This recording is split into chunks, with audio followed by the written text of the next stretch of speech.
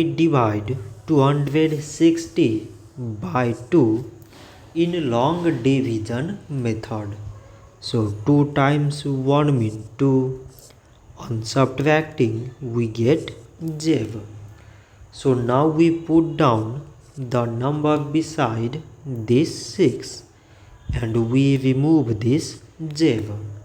So 2 times 3 means 6. On subtracting we get 0. So now again we put down the number beside this 0 and we remove this 0. So 2 times 0 means 0. On subtracting it is 0. So 260 divided by 2 is 130. So this much for today and thanks for watching.